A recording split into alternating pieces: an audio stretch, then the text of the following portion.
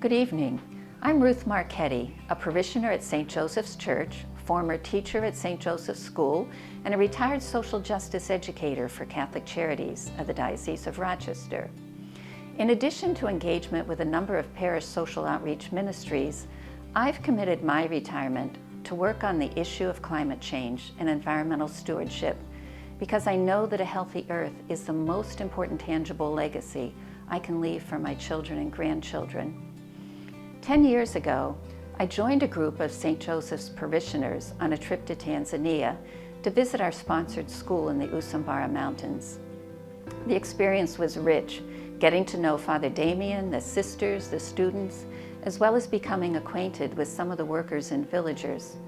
It was a hopeful visit, as we could see the struggling Tanzanian economy coming to life through education and endless small business. Most families got by on subsistence farming and whatever money they could make in small trades. Among African countries, Tanzania was and still is relatively stable, with Christian, Muslim, and nativists for the most part coexisting peacefully. Now, however, as I read of increasing drought and hunger throughout Africa, including in Tanzania, I fear for the hardworking people we met and the many we saw as Father Damien toured us around the countryside. Drought and hunger lead to increased tension between herders and farmers and crowding in cities as people move off their land in search of food, water, and income. The effects of climate change are devastating Africa.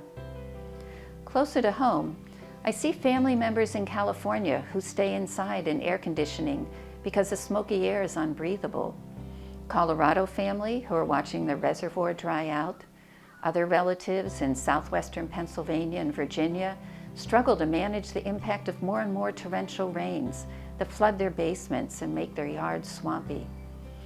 Up along the East Coast, lobsters are disappearing from Massachusetts waters and moving farther north along the Maine coast and into Canada. Imagine Cape Cod without lobster rolls. When I was a child in southwestern Pennsylvania, I roamed the woods without ever a thought to tick checks. I didn't even know what a tick was. Now, even here in northern New York, a trip to weed the garden requires repellent and a quick check. The book of Genesis begins with the beautiful story of creation and culminates in God forming humans and giving them responsibility to care for the earth and its creatures. It is clear that humans are of the earth and very much a part of the earth.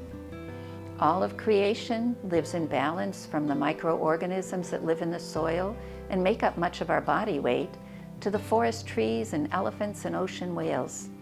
We may hate mosquitoes, but birds find them quite tasty. We may be frightened or annoyed by bees, but our food supply depends on them for pollination. Our houses may give the illusion of separation, but the reality is that we are very much a part of the web of life and depend on it for our very existence. Every pope, since at least Pope Paul VI, has spoken explicitly about the responsibility to use the earth's resources wisely and equitably without polluting the commons that all rely on, the soil, water, and air. They have warned about the dangers of the changing climate and unchecked consumerism. Pope Benedict, known as the Green Pope, put solar panels on the Vatican and invested in carbon offsets to make up for the carbon emissions that he might have used in travel. But it was Pope Francis, signaling his concerns for the natural world by his choice of name, who wrote the first encyclical solely about the environment, Laudato Si. Knowing that maintaining a livable planet would take all of us working together, Pope Francis addressed Laudato Si to the entire world. This encyclical incorporates not only Catholic teachings on the environment, but also wisdom from a variety of faith traditions to outline a stark reality of the crisis we face and call us to simplify our lives so that all who share this earth may share in its resources. Many of the key themes in Laudato Si echo other encyclicals regarding poverty and right relationships. Pope Francis reminds us repeatedly that everything is connected. There are no individual choices that don't have rippling effects on the rest of the world. He warns against the destructiveness of consumerism and our throwaway culture.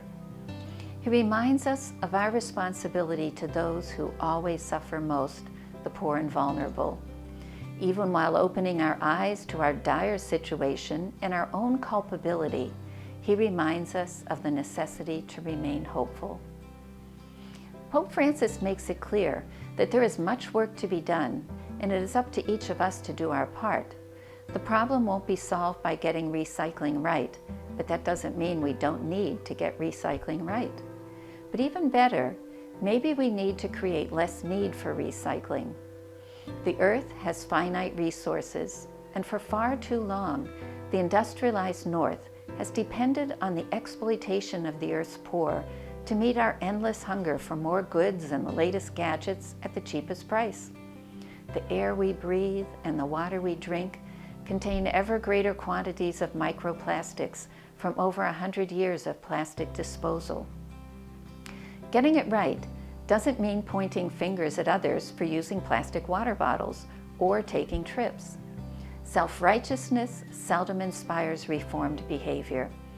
I find myself among those who absolutely believe there will be dire consequences for not reducing our emissions, even as I continue to eat meat and travel to visit my children. I have great admiration for Greta Thunberg or individuals I know who rely totally on public transportation if they can't bicycle or walk. But I know the problem will need to be solved by ordinary people who will continue to compromise in the way they use resources. The very most important thing is that we live conscious of the impact of those daily choices, our eyes open to our own complicity. In my family, because we can afford 2 cars, most of our local driving is powered by electricity from renewable sources, since I drive a plug-in Prius. But we still take trips in our hybrid SUV. We avoid beef and buy most of our chicken, pork, and eggs from a local farmer, but we haven't gone vegan or even vegetarian, even as we try to incorporate more vegetarian meals. Our house is well insulated and we dress appropriately for the season, so we use less heat in the winter and less air conditioning in the summer, but we haven't given up our natural gas appliances yet. We try to coexist with the animal and insect creatures that share our outdoor space, knowing that we are probably the real pests in the big picture. We walk a careful line between my desire to protect pollinators and keep poisons out of our environment, and my husband's desire for a mostly green, grassy lawn. Because I know that the world is not going to stop and go backwards, I'm committed to working at governmental levels on systemic changes that will have the greatest impact on reversing the effects of pollution and the changing climate.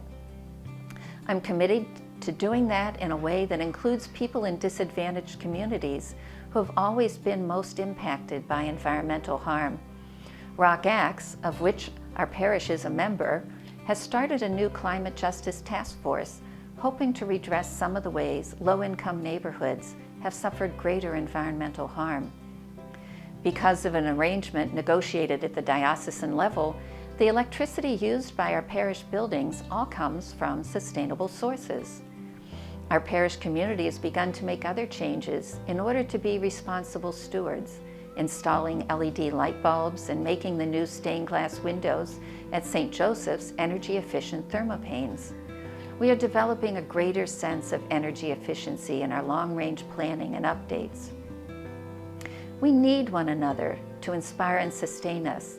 We are fortunate to have many talented, committed individuals and organizations working for climate change right here in our own community. The town of Penfield has been innovative in addressing climate issues, installing solar panels, electric car charging stations, planning for land use, providing sustainable energy choices at reduced prices. But how can we get involved to assist? Color Penfield Green members have been working with the town, the library, and the school district to initiate the use of electric school buses, provide education on pollinators, native planting, composting, electric cars, and in-ground heat pumps. RACA, Rochester Area Interfaith Climate Action, works across denominations to support and assist faith groups to be more sustainable. There are many advocacy groups, including the Catholic Climate Covenant and Catholic Relief Services that provide action alerts for speaking out to our state and national legislators on sustainability issues, always keeping in mind the need to protect the poor from increased cost. What's the next change you need to make? Who will you find to support you in this work? Thank you.